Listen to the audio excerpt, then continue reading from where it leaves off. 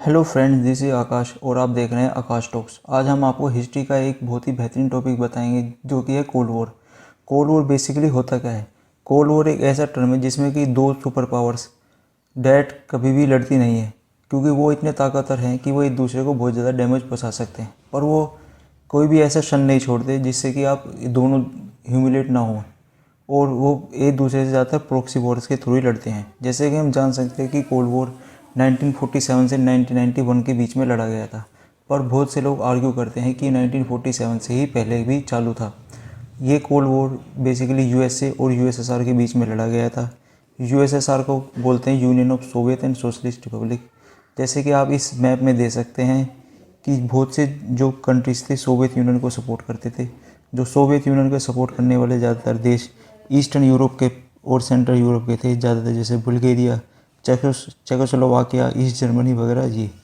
और कुछ non aligned countries भी थी जैसे कि यूगोस्लोवाकिया, और कुछ वेस्टर्न कंट्रीज़ जो यूएसए को सपोर्ट करती थी, वेस्टर्न यूरोप के ज़्यादातर देश जैसे कि यूके, इटली, लग्जमबर्ग, नेदरलैंड्स ज़्यादातर। और कुछ इसके अंदर नॉन अलाइंड कंट्रीज़ भी थी जैसे कि यूगोस्लोवाकिया। कुछ फीचर्स भी कोल्ड वॉर के थे जैसे कि साइकोलॉजिकल वॉरफेयर। ज़्यादातर जेम्स बॉन्ड की मूवी उस समय की सोवियत यूनियन के अगेंस्ट ही होती थी, उनके मिशन। एस्पिनेज मीन्स स्पाइनेस। ये दोनों देश एक दूसरे के खिलाफ ट्रेड एम्बार्गोज भी लगाते थे और स्पोर्ट्स इवेंट्स को कल्चरली या पॉलिटिकली इन्फ्लुएंस करने की कोशिश करते थे। एक स्पेस रेस भी लड़ी गई इन दोनों के बीच में, और एक आर्म्स रेस भी देखी गई जिसमें ह्यूज मिलिट्री स्पेंडिंग हुई।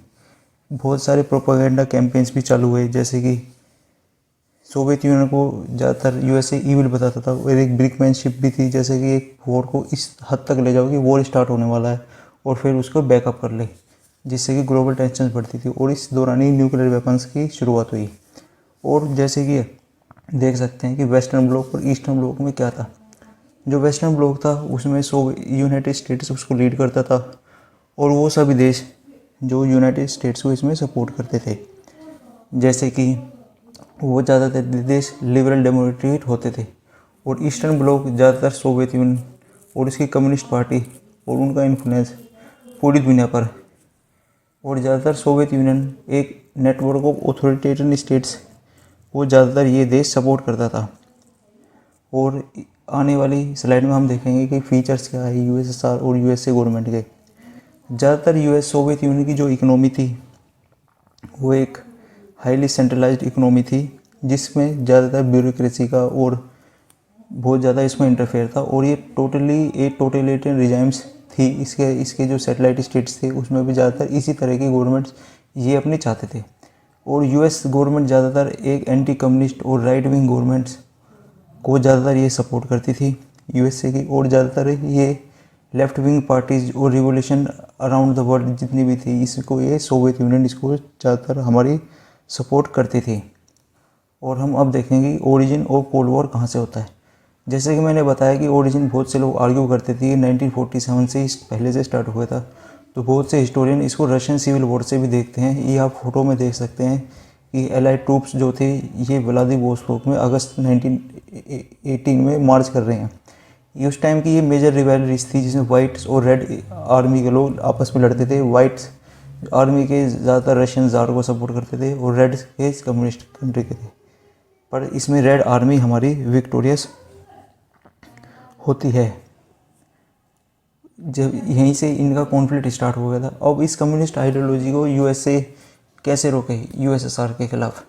तो यूएसए को पता था कि अब हमारे पास ज़्यादा चॉइस इसमें बची नहीं है, क्योंकि ईस्टर्न यूरोप और बहुत सारे सेंट्रल यूरोप में कम्युनिस्ट आ चुके हैं। अब हम इनको कैसे रोकें?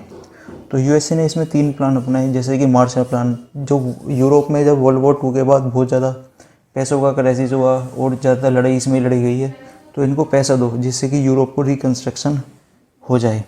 और इसमें एक टू मैन डॉक्ट्रिन का मतलब है उन सब देशों को पैसा दो जो कम्युनिस्ट के खिलाफ लड़ रहे हैं, या मिलिट्री सपोर्ट दो, ज़्यादातर सीआईए के द्वारा डिक्टेटरशिप रिजाइम को अराउंड द वर्ल्ड। ये भी से कुछ इवेंट्स कोल्ड वॉर में देखने को मिले, जैसे कि बर्लिन का ब्लॉकेड हमें देखने को मिला। जैसे आप देख पा रहे हो मैप में, इसमें एक बर्लिन शहर है जो चारों तरफ सोवियत यूनियन से घिरा हुआ है।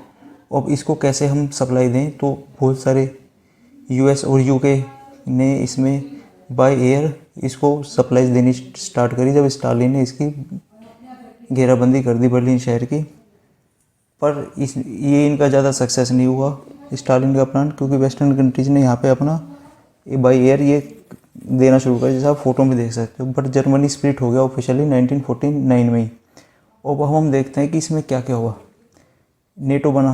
नेटो का मतलब है नॉर्थ अटलांटिक ट्रीटी ऑर्गेनाइजेशन। ये हमारा 1959 में इसने जन्म लिया, 1949 में सॉरी। इसका मतलब होता है नॉर्थ अटलांटिक ट्रीटी ऑर्गेनाइजेशन। ये ज़्यादातर यूएसएसआर के खिलाफ ही था। और इस देख सकते हैं फोटोज़ में, इसके अंदर ये सिग्नेटरीज हैं जो नेटो को फॉर्म करने के लिए कर रहे हैं। इस समय ज़्यादातर कम्युनिस्ट गवर्नमेंट इस सेंट्रल और ईस्टर्न यूरोप में आ चुकी थी। और ये आज इस नेटो की वजह से भी रशिया और यूक्रेन का वॉर लड़ा जा रहा है। अब हम देख सकते हैं कि कोरियन वॉर भी आया इस टाइम में। एक प्रॉक्सी वॉर 1950 से 1953 में लड़ा गया, जिसमें नॉर्थ कोरिया को यूएसएसआर और उसके एलाइज सपोर्ट करते थे। और उनके एलाइज की मदद से ही नॉर्थ कोरिया ने साउथ कोरिया के ऊपर इन्वेजन कर दिया। बेसिकली साउथ कोरिया ने पहले तो इसको रेसिस्ट किया, पर ये ज़्यादा रेसिस्ट नहीं कर पाई क्योंकि सोवियत यूनियन एक बहुत ताकतवर देश था। इसके बाद साउथ कोरिया को यूएसए और उसके एलाइज कंट्री से हेल्प मिलती है।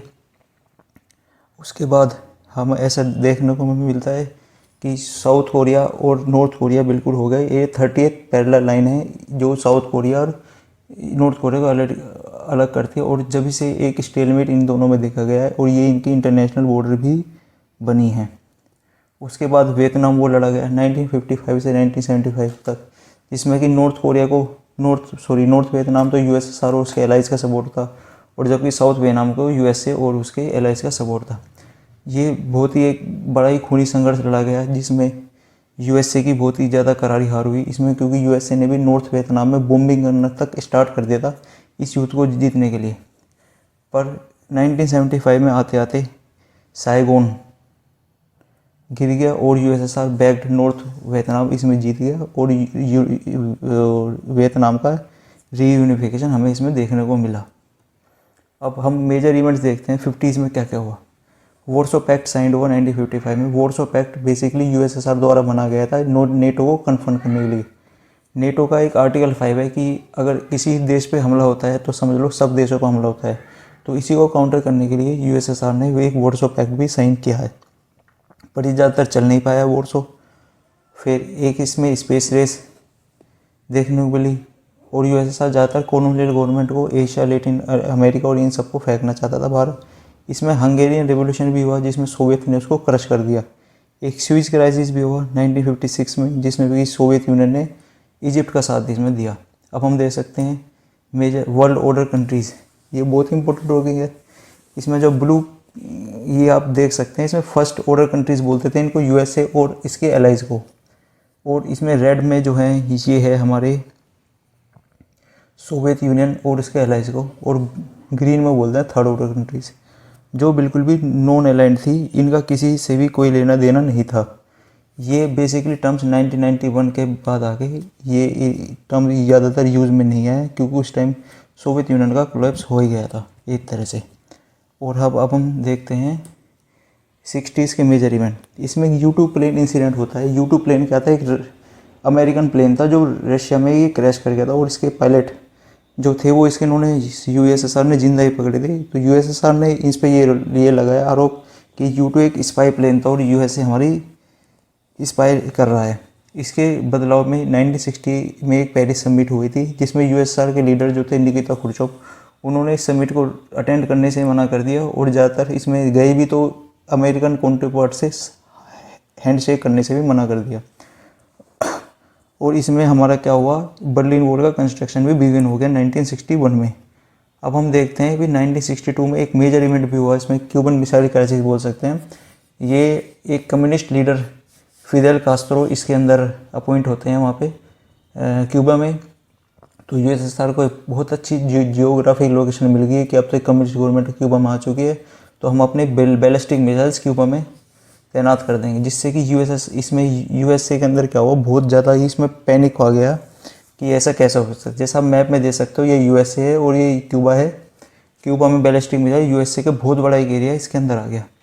1968 में प्राग रिफॉर्म्स भी हुए जिसको यूएसएसआर ने क्रश कर दिया। प्राग बेसिकली कैपिटल है चेकोस्लोवाकिया की। अब हम 70s के कुछ मेजर इवेंट्स देखते हैं। इस ज़्यादातर 70s में कोऑपरेशन देखने को मिला यूएस से यूएसएसआर के बीच में कि हम किसी तरह ही जो टेंशन हमारी हो रही है इसको डी एक्सलेट करें। तो इसके अंदर एक सोल्ट ट्रीटी नाम से आया जिसको बोलते हैं स्ट्रेटेजिक आर्म्स लिमिटेशन टॉक, यानी कि अपने जो हमने आर्म्स इतने बना दिए हैं इसको किस तरह से कम करें। इसके अंदर न्यूक्लियर मिसाइल्स और बैलिस्टिक मिसाइल्स को कम करने की बात करी गई। पर जैसे कि 1979 में आता है, यूएसएसआर ने इसमें अफ़गानिस्तान में अपनी फोर्स भेजकर इस कोऑपरेशन को रद्द कर दिया। उसके बाद हमें इसमें ये देखने को मिलता है 80s के अब हम मेजर इवेंट्स में देखते हैं जिसमें कि यूएसए और उसके अलाइज कंट्रीज़ ने 1980s का ओलंपिक बॉयकॉट कर दिया। इसके रिटेलिएशन में यूएसएसआर और उसके एलाइज ने भी 1984 का जो था ओलंपिक्स थे उसको उन्होंने बॉयकॉट कर दिया है हमारा। इसमें बहुत बड़ी मिलिट्री स्पेंडिंग देखने को मिली यूएसए से, जिसमें रोनाल्ड रीगन ने बहुत ज़्यादा मिलिट्री स्पेंडिंग बढ़ाई जिसमें यूएसएसआर उसको मैच ही नहीं कर पाए क्योंकि उनकी इकोनॉमी इतनी मजबूत नहीं थी। उसके बाद ही लार्ज नेटो मिलिट्री एक्सरसाइज देखने को मिली। एबल आर्चर ने इस दुनिया को दोबारा से एक न्यूक्लियर वॉर के ब्रिंक पर ला दिया और इस दौरान ही मिखाइल गोर्बाचेव सोवियत यूनियन के जनरल सेक्रेटरी बनाए गए। और अब हम देखते हैं कि कोल्ड वॉर को कैसे एंड हुआ। जैसे कि मिखाइल गोर्बाचेव ने दो पॉलिसी लाई, ग्लासनोफ्ट और पेरेस्ट्रोइका। ग्लासनोफ्ट का मतलब है ओपननेस और पेरेस्ट्रोइका का मतलब होता है किस तरह से सोवियत यूनियन को दोबारा रिस्ट्रक्चर करा जाए। पर ये पॉलिसी ज़्यादातर इनके काम में नहीं आई और इन्होंने एक तरह से सोवियत यूनियन में ही रिफॉर्म्स के लिए जो लोगों की दबी आवाज़ थी उसको दोबारा से उछाल दिया। पर इस मिलिट्री सेपरेशन को यूएसएसआर ने करा नहीं, जैसे कि हमें प्राग और हंगरी में देखने को मिला। और जर्मनी 1990 में दोबारा से यूनाइट हो गया और 1989 में बर्लिन वॉल के गिरने के साथ ही और दिसंबर 1991 में यूएसएसआर ऑफिशियली डिसॉल्व हो गया। और आपको हमारे चैनल पसंद आए तो इसे लाइक कीजिए, सब्सक्राइब कीजिए। Thank you.